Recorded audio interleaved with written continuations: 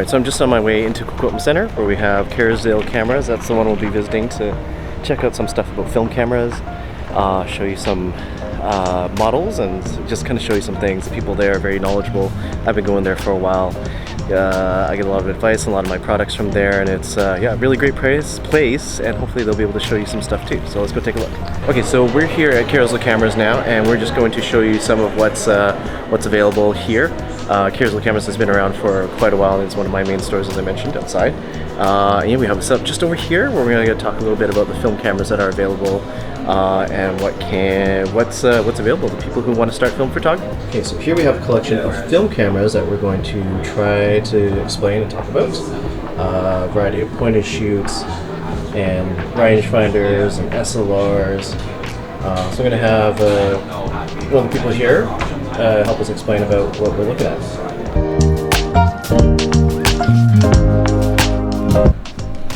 Okay, so the point and shoot is a good place to start if you're looking to everything's automatic, everything works for the most part.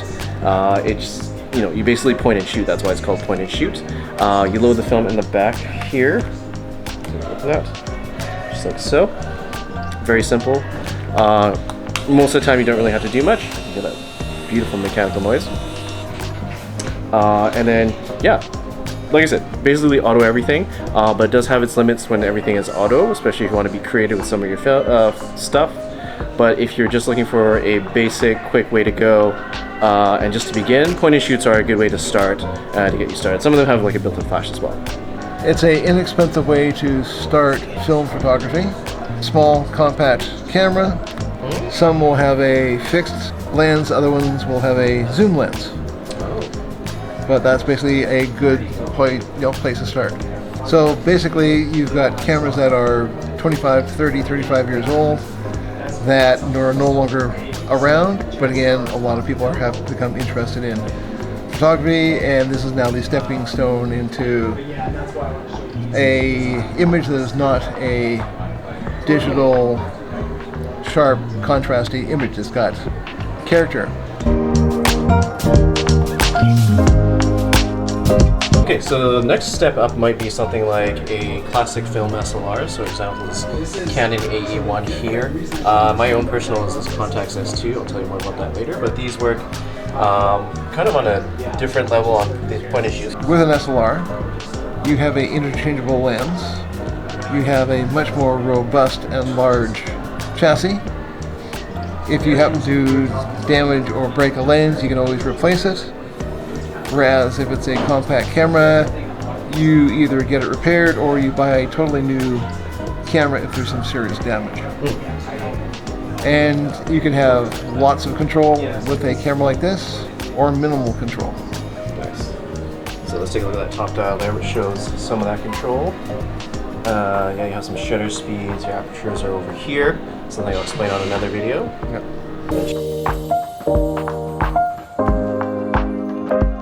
Okay, so the next option here is a rangefinder. This is my particular one. It's quite different. This one's a Leica rangefinder. It uses a rangefinder mechanism. There's a couple of different rangefinders that you can find on the market today that still work for film cameras. This one just tends to be one of the more expensive ones, especially the M6 model. The difference is that there's this little window here, and you line up you're focusing through matching images, having a crossover, and this one especially has a weird bottom rewind. So that's something you'll have to learn. This is for, I guess, more advanced people, or people who want to try something that's different from the SLR. The SLR being this one here. If they want a different type of control, you can check out some videos about that on your own time. Just because I won't be able to explain it today, but just to show you that there's rangefinder options for film. Okay, so here you have a disposable camera as an option. Now, why are they disposable? You don't throw away the film there, right? No, you don't throw away the film, but you have the film processed. The camera is recyclable, so basically you're only spending a minimal amount of money to get into film photography. If your camera happens to break down, and I can go to a camera store, pick up one of these, and take it to the beach, take it to the party, Doesn't cost you a lot. Nice. And also available in black and white as well too. Nice. And these come preloaded with film. You don't have to necessarily buy film for it, right? Correct. Generally about 27 exposures, give or take. Nice. Okay, getting close to the end of what we can talk about. The Pentax 17 is a new film camera that came out. Now, all of the cameras that we featured thus far, and actually almost all the film cameras on the market today, are used and or old or both. Well, definitely both.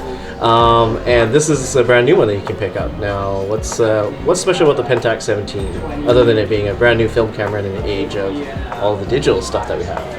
Well, important for people is a full 1-year warranty, whereas there's no warranty if you buy it privately for somebody. This one is what's called a half frame film camera. So instead of getting 24 pictures, you could get 48 pictures out of it. It won't be the same size as a regular 35mm area, but again, it does allow you to put film, take pictures, and have more control over the image and your experience than another camera. But again, it's a brand new camera, has not been made since the late 90s for film cameras.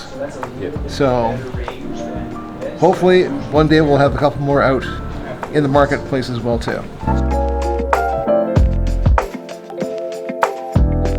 So one of the other options is also instant film, which is really cool. So this is the Instax Mini 12. Richard can tell us about the instant film, and I guess the Instax as well. So Fuji Instax film, you take a picture, it pops out of the camera, a couple minutes later it develops and you actually have a physical print from a camera. No digital, no emails, no film to wait to get processed. It's done within a couple of minutes and then fully formed within a few minutes. And it's inexpensive. Which is really cool because that means you don't have to pay for developing costs and stuff. But I think the picture quality is a little bit limited to some degree. Image quality is softer, but again, it can be interesting and intriguing depending on the subject that you're taking. So again, big thing is a film pack may be $10 to $15 each. So again, it doesn't break the family budget. So for this time we talked about just the film cameras themselves. Next episode we're going to talk about actual film, which is all this stuff here. Focus. Which is what goes into the camera and produces all the magic. But it's also where a lot of the issues start to begin. Stay tuned, we'll talk about that real soon.